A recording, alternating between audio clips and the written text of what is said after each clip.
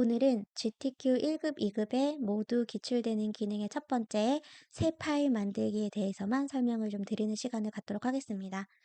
자, 우리 시험장에 처음 들어가서 프로그램을 열었을 때 첫 화면이 이렇게 나오죠? 이렇게 나올 수도 있고요. 이렇게 나올 수도 있습니다. 어떤 화면이든 상관이 없어요. 첫 번째 화면이 어떤 화면이든 내가 새롭게 무언가를 만들고자 할 때는 쓸 수 있는 단축키가 있습니다. 새 파일 만들기의 단축키는 Ctrl N입니다.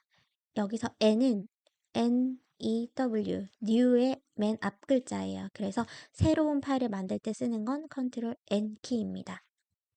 만약에 Ctrl N 키가 안 외워져요 라고 하시는 경우에는 위에 있는 메뉴에서 파일 누르시고 새로 만들기 누르시면 됩니다.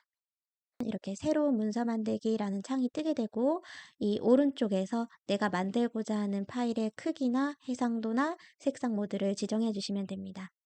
자, GTQ 시험에서 요구하는 대로 그대로 입력을 해주시면 되는데요. 자, 가장 위에서부터 볼게요.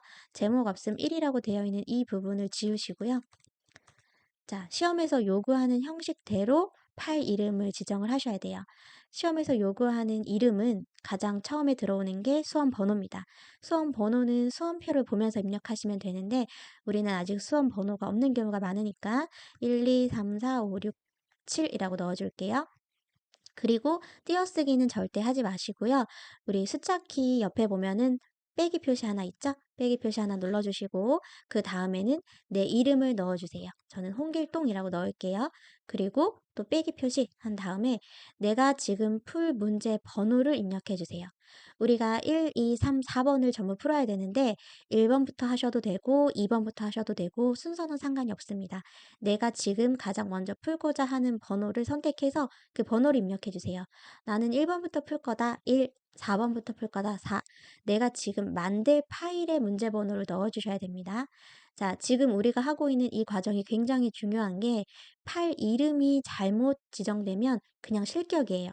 안에서 아무리 잘 만들어도 파일 이름이 잘못되어 있으면 컴퓨터상에서 전산해서 채점을 할 수가 없기 때문에 실격됩니다. 자, 그래서 지금 이 과정은 신경을 바짝 쓰셔야 돼요. 가장 처음에 수험 번호, 다시 내 이름, 다시 문제 번호. 이거는 꼭 기억을 하셔야 됩니다. 자, 그리고 내려오면 폭과 높이를 지정하는 공간이 있죠. 이 폭과 높이도 시험 문제에 다 나와 있어요. 1번과 2번 같은 경우에는 400 곱하기 500 픽셀로 되어 있고 3번과 4번의 경우에는 600 곱하기 400 픽셀로 되어 있습니다. 이거는 시험지에 이렇게 다 나와 있어요.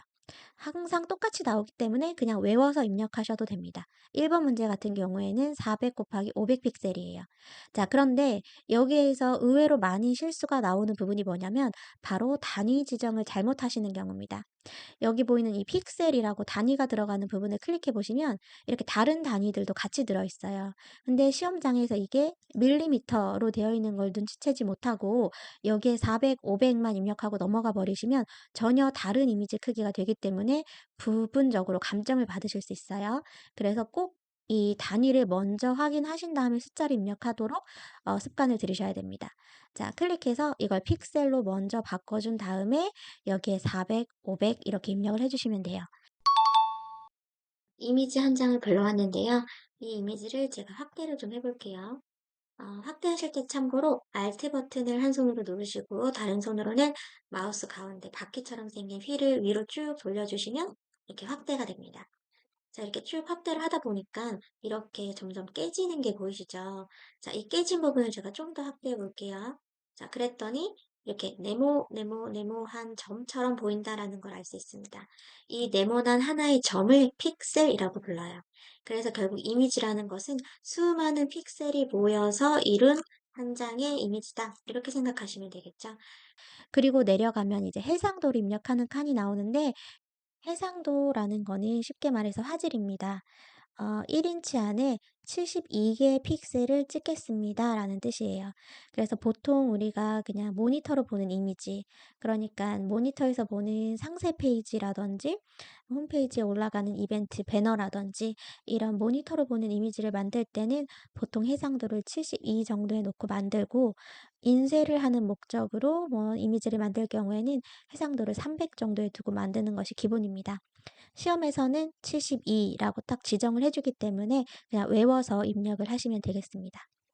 자, 색상 모드는 RGB 8비트로 두시면 됩니다. RGB라는 게 레드, 그린, 블루의 줄임말이에요. 이 세 가지 색을 섞어서 색을 만들어낸다라는 뜻이고요. 옆에 8비트라고 되어 있는 건 숫자가 높아질수록 더 많은 색상을 구현할 수 있다라고 생각하시면 되는데 사실상 8비트 이상으로 비트를 높인다고 해서 육안으로 봤을 때 어떤 큰 차이가 있는 게 아니기 때문에 보통은 8비트에 두고 만듭니다. 그래서 이것도 마찬가지로 RGB 8비트로 놓는다라고 그냥 외우시는 게 좋아요. 시험지 맨 앞장에 해상도와 색상 모드를 이렇게 지정하는 부분이 나와 있지만 아마 시험장에 가서 꼭 그거 시험지를 보지 않으셔도 머릿속에 외워버리시면 더 빠르시겠죠?